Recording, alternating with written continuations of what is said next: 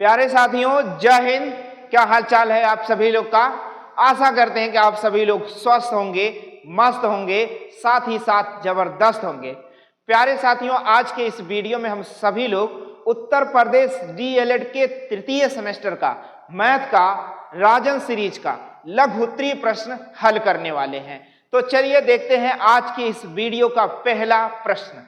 कहता क्या है कि 2 की घात 5 गुणे में 16 की घात -2 और भागे में 2 की घात 3 को सरल कीजिए। क्या करना है? सरल कीजिए, यानी छोटा से छोटा मान में इसे परिवर्तित कर दीजिए और सवाल का उत्तर बता दीजिए। तो चलिए हम लोग देखते हैं। पहले इसे हल करने के लिए लिखना पड़ेगा आपको, हल कीजिए। तो 2 की घात 5 और गुणे में, अब देखो जब भी 16 लिखा हो और सभी 2 के फॉर्मेट में लिखा गया है तो इस 16 को भी हम 2 के फॉर्मेट में बना लेते हैं।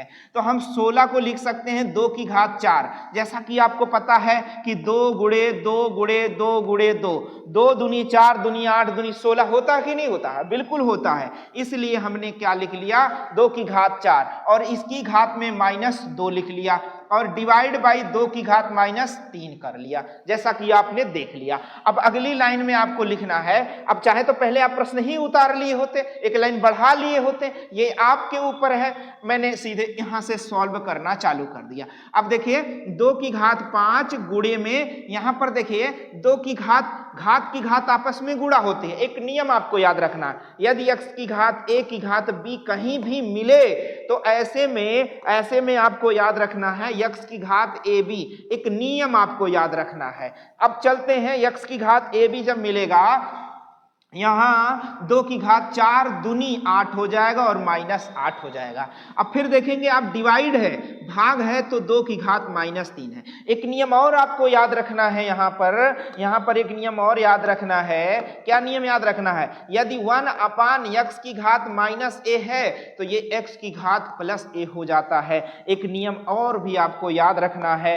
ऐसे में सारे नियम भी याद रखने हैं। तो चलिए मैं देखता हूं अगली लाइन में देख पा रहा हूं कि 2 की घात 5 गुणे में, अब ये देखो जब ये ऊपर जाएगा तो 2 की घात -8 गुणे में 2 की घात +3 हो जाएगा। क्या बातें समझ में आ जाएंगी?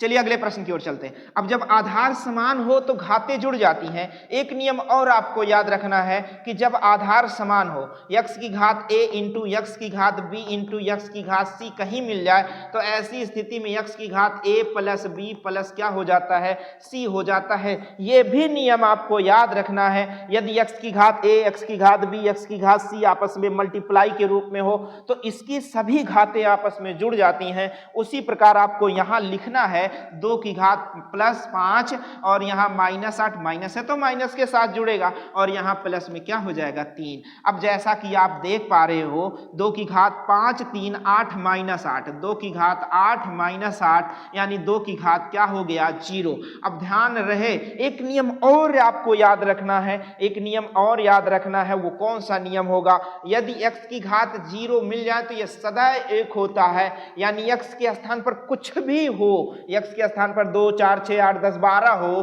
तो हमेशा x की घात 0 बराबर 1 होता है। यह भी आपको याद रखना है। इसलिए यहां पर सवाल का उत्तर क्या हो जाएगा? 1 हो जाएगा। क्या हो जाएगा?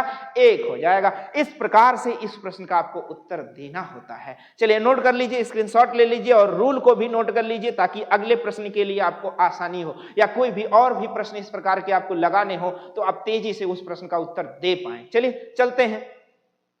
अगला सवाल आपका कहता है, ध्यान रहे, आपका अगला प्रश्न कहता है हल। चलिए मैं लिख देता हूं हल, प्रश्न नोट करता हूं। 2 की घात 5, यहां पर देखो प्लस है तो यहां पर क्या रहेगा? यहां पर प्लस है, यहां पर क्या रहेगा? यहां पर डिवाइड रहेगा। ध्यान रहे, यहां पर प्लस है तो यहां पर क्या रहेगा? डिवाइड का चिन्ह, तभी ये सरल हो पाएगा, वरना ये सरल होने में समस्या करेगा।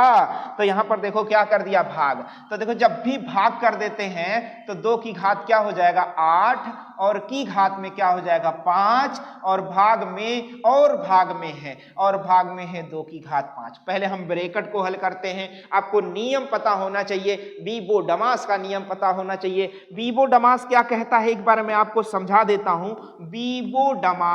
वीबो-डमास एक नियम है, वीबो-डमास एक नियम है जिसको आपको तैयार रखना है। देखो बी से होता है वेनिकुलम,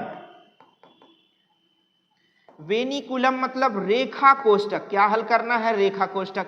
फिर जो है वीबो-डमास, वीबो आई नहीं है बाबू, वीबो, बी मतलब होता है ब्रैकेट, क्या होता है ब्रैकेट, ब्रैकेट में छोटा ब्रैकेट, मझला ब्रैकेट, फिर बड़ा ब्रैकेट, फिर ऑफ, ऑफ मतलब का की के, ये सब हल, इसका भी मतलब क्या होता है गुणा। फिर होता है डिवाइड, डिवाइड और डिवाइड मीन्स होता है भाग, जैसा कि आप जानते हो। फिर होता है मल्टीप्लाई, फिर मल्टीप्लाई होता है, फिर ऐड होता है, ऐड मीन्स होता है जोड़, फिर होता है सब्सट्रैक्ट, सब्सट्रैक्ट मीन्स होता है घटाओ। सबसे पहले हमें क्या हल करना होता है, पहले वेनिकुलम रेखा कोष्ठक, फिर ब्रैकेट, फिर ऑफ, फिर डिवाइड, फिर मल्टीप्लाई, फिर जोड़, फिर घटाओ, इस प्रकार से हमें हल करना होता है। तो देखो इसमें सबसे पहले हम ब्रैकेट हल करेंगे, क्या ये बातें समझ में आ जाएंगी। तो सबसे पहले हम क्या हल करने वाले हैं ब्रैकेट, तब फिर उसके बाद आगे बढ़ेंगे डिवाइड। चलिए हल करते हैं, लेकिन इसमें भी पहले आपको ये भाग हल करना है। देखो जब आधार समान हो तो घातें घट जाती हैं भाग में, नियम याद रहे। जब यक्स की घात a बटे में यक्स की घात b हो, आधार समान है तो घाते यक्स की घात a माइनस b हो जाता है। यह नियम आपको याद रखना है, बातें समझ में आ जानी चाहिए। तो चलो यहाँ पर 2 की घात 5 माइनस 8 बराबर माइनस 3 हो जाएगा, और यहाँ पर देखोगे घात 5 है और डिवाइड में 2 की घात 5 है। चलिए आगे फिर चलते हैं अगले। अब देखो घात की घात आपस में गुणा होगी, अभी थोड़ी देर पहले मैंने नियम समझाया है और फिर मैं एक बार समझा देता हूं आपको। यदि x की घात a की घात b हो तो ऐसे में x की घात a b होता है, ये आपको याद रखना है, ये आपको याद रखना है। तो यहां पर देखेंगे आधार नहीं घात आपस में गुणा हो जाती है तो 2 की घात माइनस क्या हो जाएगा 15 हो जाएगा। अब देखिए भाग है तो भाग जब ऊपर आएगा, ये देखो भाग जब ऊपर जाएगा तो क्या हो जाएगा घट जाएगा, तो यानी ये गुणा बन जाएगा तो 2 की घात क्या हो जाएगा 5 हो जाएगा। अब ध्यान देना आधार समान है तो घातें जुड़ जाएंगी तो 2 की घात माइनस 20 हो जाएगा, और यही सवाल का आपका क्या हो जाएगा उत्तर हो जाएगा। यानी इस प्रकार से इस प्रश्न को आपको हल करना था, या इसी प्रकार से और भी सभी प्रश्न आएंगे तो आप जरूर हल कर दीजिएगा, सरल कर दीजिएगा। इन सभी नियम को याद करके, इन सभी नियम को याद करके तैयार करके आप प्रश्नों को हल करते रहिए, ताकि आपको परीक्षा में एग्जाम में कम नंबर ना मिले, ज्यादा से ज्यादा नंबर मिले और मेरिट में आ जाएं आप, और मेरिट अच्छा सा अपना बना ले। चलिए अगले प्रश्न की ओर चलते हैं। हम कह रहा 400 रुपए 10% ब्याज की दर से 2 वर्ष का चक्रवृद्धि ब्याज ज्ञात कीजिए। 400 रुपए आपको दे दिया जाए और 2% 2 वर्ष में 10% वार्षिक ब्याज की दर से चक्रवृद्धि ब्याज ज्ञात करना है। तो ध्यान देना, आपको मैं ऑफलाइन क्लासों में कंपटीशन में आपको बताया जाता है जब 10% ब्याज दर हो तो 2 वर्ष का 21% ब्याज मिलेगा और साधारण में 20% ब्याज मिलेगा। अगर चाहे तो आप कंपटीशन की दृष्टि से देखें तो सिर्फ इसका 21% का मान ज्ञात करें, क्योंकि चक्रवृद्धि ब्याज ज्ञात करने के लिए कहा तो सीधे 21% का मान 21 चौक 84 रुपया ब्याज सवाल का उत्तर। लेकिन यही प्रश्न है अगर आपके एक दिवसीय परीक्षा और यही प्रश्न यदि आपके जो है डीएलएड सेमेस्टर में पूछा गया है तो आपको कैसे लगाना है इसे समझना है। चलिए हल करते हैं और लगाते हैं। ध्यान दीजिए, आपको चक्रवृद्धि ब्याज ज्ञात करना है तो पहले आपको मिश्र धन ज्ञात करना होगा। क्या ज्ञात करना होगा? मिश्र धन ज्ञात करना होगा। मिश्र धन बराबर होता क्या है? मूल धन गुणे में 1 प्लस दर बटे में 100 की घात में समय यानी टी रखना होगा। मूलधन कितना आपके पास है? 400 रुपया है। 1 प्लस दर कितना है? 10% है, बटे में 100 लगाना है और समय 2 लगाना है। 0 से 0 कट गया, 10 एकम 10 1 11, यानी 400 गुणे में 11 बटे में 10 और 2 घात है तो 2 बार आपको लिखना होगा। देखिए 2 बार आपको लिखना होगा। अब आप देखेंगे अब आप देखेंगे 0 से 0 कट जाएगा, 11 11 में 121 हो जाएगा और गुणे में क्या लगाना है 4, तो 4 एकन 4, 4 दूनी 8, फिर 4 एकन 4। ये आपका क्या आया है, मिश्र धन आया है। जैसा कि आपको पता है मिश्र धन जैसा कि आपको पता है कि मिश्र धन माइनस मूलधन, मिश्र धन माइनस मूलधन बराबर क्या होता है, कंपाउंड इंटरेस्ट यानी चक्रवृद्धि ब्याज होता है। अब मिश्र धन आपका कितना आया है, 484 रुपये आया है और माइनस में क्या लगाना, आपको 400 रुपया लगाना है, तब जाकर आपको 84 रुपये आपको ब्याज के रूप में मिलने वाला है। और कैसा ब्याज मिलने वाला है, चक्रवृद्धि ब्याज मिलने वाला है। कैसा ब्याज मिलने वाला है बाबू, चक्रवृद्धि ब्याज सवाल का उत्तर हो जाएगा। नोट कर लें, स्क्रीनशॉट ले लें, फिर आगे बढ़ते हैं, अगले प्रश्न की ओर चलते हैं। नोट करते हैं अगला सवाल, फिर से एक बार सरल करने वाला बहुत सवाल आया है। एक बार मैं सरल करने का नियम भी आपको बता देता हूं, ध्यान रहे। सरल करने के नियम में बता देता हूं, आप समझ लो पहले। अगर x की घात a इंटू में x की घात b इंटू में x की घात c मिल जाए तो ऐसे में x की घात a plus b plus c होता है। ये पहला नियम आपको याद रखना है। दूसरा नियम आपको याद रखना है, दूसरा नियम याद रखना है, यदि x की घात a डिवाइड बाई x की घात b मिल जाए या फिर x की घात a बटे में x की घात b मिल जाए तो ऐसे में आपको लिखना है x की घात a माइनस b लिखना है। तीसरा नियम मैं आपको बताता हूं, यदि x की घात a मिल जाए और की घात में b मिल जाए तो ऐसे में x की घात a b होती है, घात की घात आपस में गुणा होती है। चौथा नियम आपको मैं बता रहा हूं, यदि x की घात माइनस ए है तो इसका मतलब 1 अपान x की घात a हो जाएगा। ये बातें समझ गए। अगर आपको मिल गया पांचवा नियम मैं बता रहा हूं, यदि x की घात 0 हो तो इसका मतलब सदैव 1 होता है। कहीं भी आपको मिल जाए तो इसे समझना है और बातें समझना है। अगला प्रश्न अगला चलते हैं, नियम समझते हैं। नियम नंबर 6 समझते हैं, ध्यान रहे। यदि x की घात माइनस a बटे में, ऐसे समझ लो, यदि x बटे y की घात माइनस a है तो इसका मतलब y बटे में x की घात प्लस a समझा जा सकता है। 7वां नियम समझते हैं। नियम बहुत है बाबू, नियम बहुत है, जितना नियम चाहो उतना नियम ले लो। यदि अंडर रूट में x इंटू वाई हो तो इसका मतलब under root x into under root y है। बहुत सारे नियम है जिसे आपको समझना है। यदि कहीं पर 8वां नियम समझ लेते हैं, यदि x y की घात a लिखा है तो इसका मतलब x की घात a और y की घात a होता है। ऐसे बहुत सारे नियम है जिसे आपको समझना है, उसके बाद इन सभी सवालों को आप आसानी से हल कर ले जाओगे। चलो चलते हैं अगले प्रश्न की ओर। ये आपका प्रश्न कहता क्या है, ध्यान दीजिए। हल करते हैं और प्रश्न लिखते हैं, ध्यान रहे। 2 की घात 5 गुणे में 16। देखो ध्यान दो, अरे भाई ऐसा ही प्रश्न तो अभी हल कराया गया था, तो ऐसे प्रश्न को आप हल करें। इसी प्रश्न को अभी आप शुरू में पढ़े थे, इसको जरूर हल करना। इस प्रश्न का उत्तर आपको हल करना है, स्वयं से हल करना है। इसे स्वयं से हल करो। इसे क्या करो भाई, इसे स्वयं से हल करो, स्वयं से हल करना है। ध्यान रहे, स्वयं से हल करना है। एक मैंने समझा दिया, इसे फिर से आप हल करो। चलो अगले प्रश्न की ओर चलते हैं। अगला प्रश्न कहता है एक ईंट की लंबाई, देखो ध्यान दो, एक ईंट, आपने ईंट देखा होगा, ईंट देखा कि नहीं, रेड सा होता है कि नहीं होता, ईंट लाल लाल होता है कि नहीं होता भैया, ऐसे ईंट होता है, ऐसे ईंट। जैसे इस पर कभी कभी कोई नाम भी लिखा रहता है, जैसे मैंने लिख दिया KCI, मैंने ऐसे लिख दिया KCI यानी कौटिल्य कैरियर इंस्टीट्यूट लिख दिया, ठीक है ना, KCI लिख दिया ना। KCI मार्क का ईंट आपको मिलता है कि नहीं मार्केट में, मतलब भट्ठा पे जाने के बाद वही ईंट। इस ईंट की लंबाई चौड़ाई देखो क्या दे रहा है, इस ईंट की लंबाई चौड़ाई दे रहा है। इस ईंट की लंबाई चौड़ाई कितना दे रहा, ध्यान दो, इस ईंट की लंबाई दिया है, लंबाई चौड़ाई मोटाई 25 सेंटीमीटर जो है लंबा है, और इसकी जो है चौड़ाई यानी मोटाई, यानी ये वाली मोटाई आप कह सकते हैं ये 10 सेंटीमीटर है, और इसकी ऊंचाई जो है 7.5 सेंटीमीटर है। अब कह क्या रहा है, इससे ईंट से हमें दीवार बनानी है, एक कितनी मोटी दीवार बनानी है, दीवार बनाने में कितनी ईंट लगेगी, तो मतलब कितना KCI ईंटा लगेगा, बस ये बताना है आपको। तो कितने KCI के ईंटे लगेंगे, यानी KCI मार्क का भट्ठा से ईंट आपको ले आना है तो कितना ईंट लगेगा।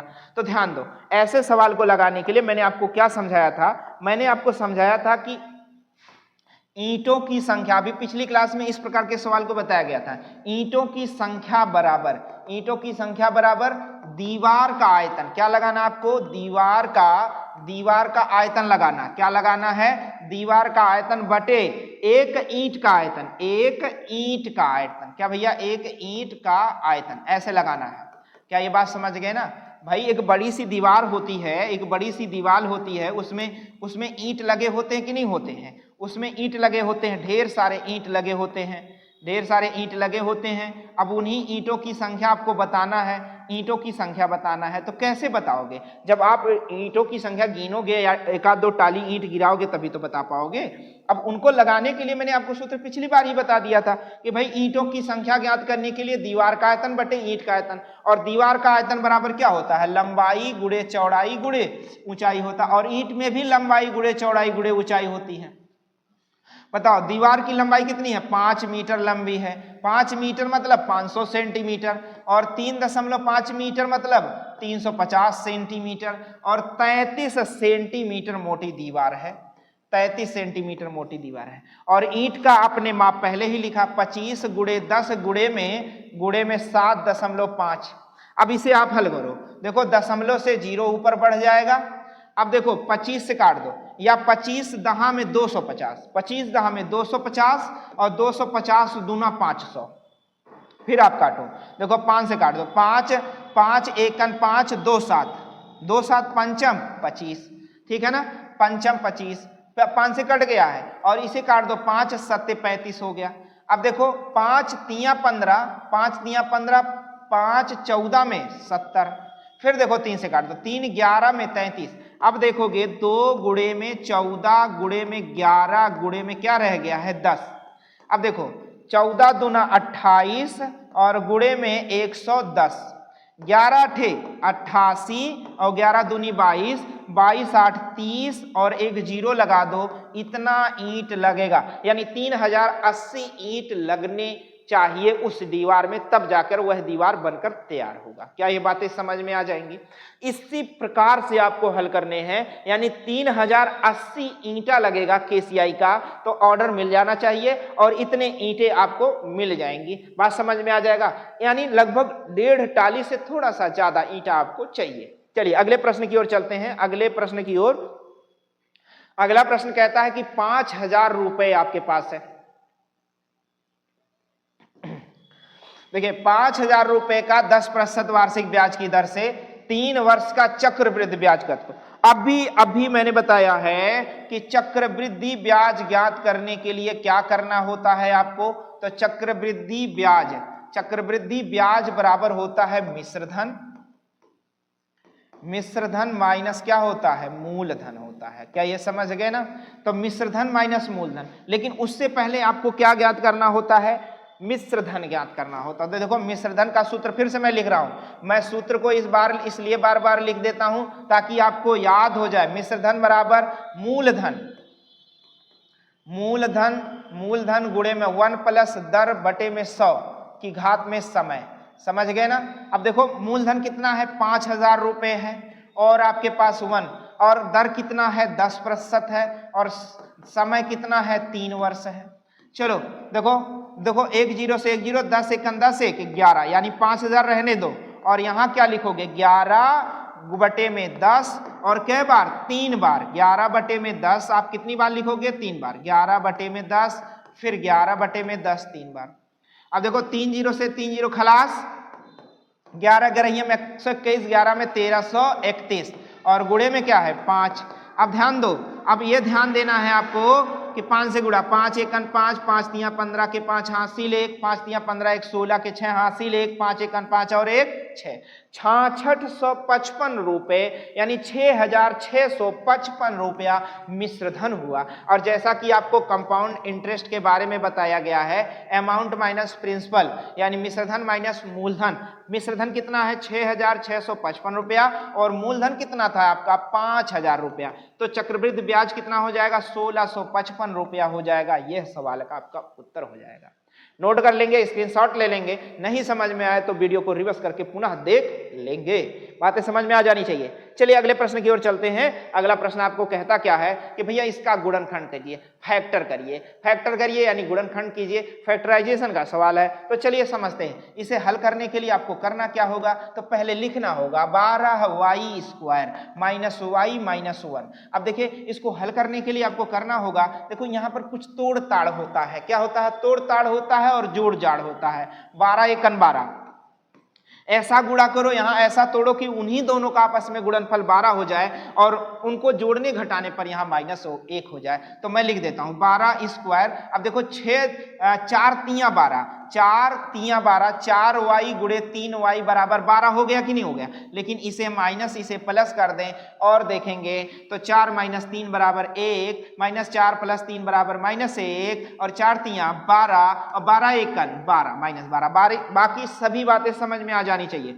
चलिए अब देखेंगे इन दोनों में कॉमन ले लेते हैं, 4y कॉमन ले लेते हैं तो यहां बच जाएगा 3y बच जाएगा। और जब 4y कॉमन ले लिया तो क्या बचा, 1 बचा भैया। और यहां देखो प्लस हम क्या कॉमन ले लेते हैं, +1 कॉमन ले लेते हैं तो यहां क्या बचेगा 3y और -1 बच जाएगा। अब देखो 2 ब्रैकेट बन गया, 2 पद हो गए, प्लस माइनस से पद अलग होता है, 2 पद हो गए। इसमें देखो क्या है 3y है, -1 है, कॉमन ले लिया। यहां देखो 3y -1 कॉमन हो गया तो जो बचा अगले ब्रैकेट में शामिल हो जाएगा यानी 4y + 1 हो जाएगा। और यही इस प्रश्न का क्या हो जाता है, गुणनखंड हो जाता है।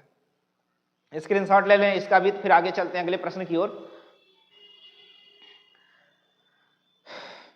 अगला प्रश्न कहता है कि भैया 5000 रुपए का कर्जा खाए है कि ना भैया, कर्जा खा ले तो भैया कर्जा चुकने का नाम नहीं लेता है। देखो क्या कहता है 5000 रुपए। चलो आप हल करते हैं। कहता है 5000 रुपए के कर्ज पर रामू 2 वर्ष बाद 640 रुपए साधारण ब्याज देता। क्या देता भैया, साधारण ब्याज। ब्याज की दर ज्ञात करो। तो यहां से भैया साधारण ब्याज का सूत्र आपको याद रखना है।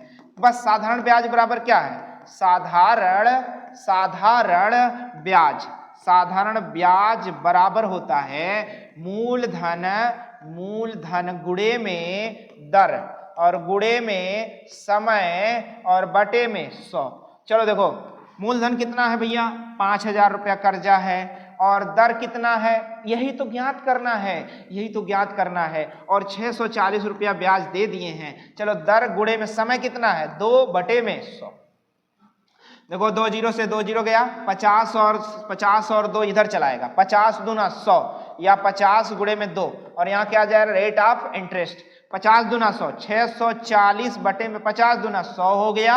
और यहाँ देखो दर आ गया और 2 0 से 2 अंक पे दशमलव लग जाएगा यानी 6.4% सवाल का उत्तर हो जाएगा। यानी उत्तर के रूप में आप लिख दोगे 6.4% वार्षिक ब्याज दर के आधार पर 640 रुपया उसे ब्याज के रूप में दिया गया है। क्या बातें समझ में आ जाएंगी ना। तो अच्छे से स्क्रीनशॉट ले लो। अगर ना समझ में आए तो पक्का है वीडियो को रिवर्स करें या पुश करें, उसके बाद फिर से पीछे बैक करके देखें ताकि आपको तैयार हो जाए। चलिए चलते हैं अगले प्रश्न की ओर। अगला प्रश्न कहता है क्या भैया ये पूर्ण घन है। देखो अगला सवाल कितना आसान है, ये से सवाल आपके परीक्षाओं में पूछे जाते हैं। 243 क्या पूर्ण घन है, तो इसका फैक्टर करोगे 3 से। 3 अट्ठे 24, 3 एकन 3, 3 दूनी 6, 1 2 7 2 9, 3 सते 21, फिर 3 नवा 27, 3 त्रिका 9, फिर 3 एकन 3। अब देखो अब जैसा कि आपको पता है 243 बराबर 3 गुणे में 3 गुणे में 3 गुणे में 3 गुणे में 3 आ गया। 3 त्रिका 9, त्रिक 27, 3 81, 3 243। अब देखो ये पूर्ण घन है कि नहीं है, पूर्ण घन है ना। तो देखो ध्यान दो यहाँ आपको लिखना होगा चूंकि 243 का फैक्टर करने पर 3 का त्रिक बनाया जाता है। क्या बनाया जाता है, 3 का त्रिक बनाया जाएगा। 3 संख्या का 3 समान संख्या का त्रिक बनाया जाता है।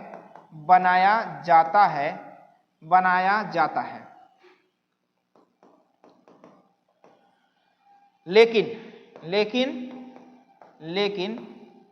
इस संख्या में आप लिख दो, इस संख्या में 3 का ऐसे लिख लो, 3 का त्रिक बनाने पर 2 संख्याएं शेष रह जाती हैं। 3 का त्रिक बनाने पर 2 संख्या दो संख्याएं, दो समान संख्या शेष रह जाती हैं। क्या रह जाती हैं? शेष रह जाती हैं, शेष रह जाती हैं।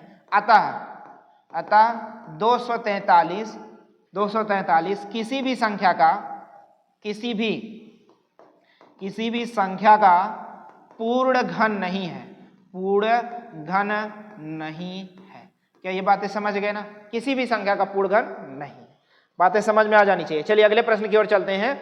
अगला प्रश्न कहता है कि 729 एक पूर्ण घन है। क्या 729 एक पूर्ण घन है? इसे बताओ।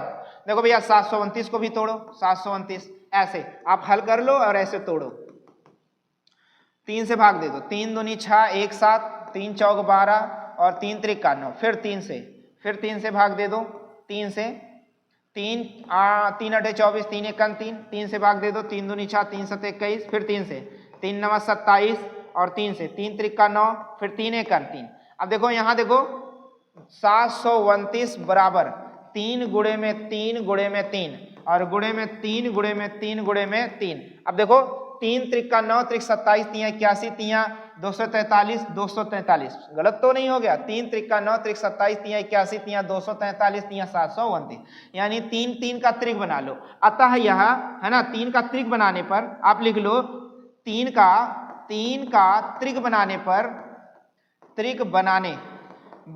पर यह संख्या बन जाती है। अतः यह संख्या पूर्ण घन है। क्या ये बात समझ गए ना? इसी प्रकार से और भी सभी संख्याओं को चेक करना है कि कौन सी संख्याएं घन है, कौन सी संख्या वर्ग है, कौन सी संख्या पूर्ण घन है या पूर्ण वर्ग है, आदि सारी चीजें चेक की जाती। प्यारे साथियों, इन सभी वीडियो के माध्यम से मैंने उत्तर प्रदेश डीएलएड के तृतीय सेमेस्टर का मैथ का राजन सीरीज का लघु उत्तरीय प्रश्न हल करवाया है। आशा करते हैं कि यह वीडियो आपको अच्छा लगा होगा, तो लाइक शेयर और सब्सक्राइब करना बिल्कुल ना भूलें। साथ ही साथ बेल आइकन यानी घंटा भी दबाएं, जिससे हमारा मनोबल बढ़ता है और साथ ही साथ हमारे अगले वीडियो का नोटिफिकेशन भी आप तक समय से पहुंचता है। मिलते हैं आपसे अगले वीडियो में, तब तक के लिए जय हिंद।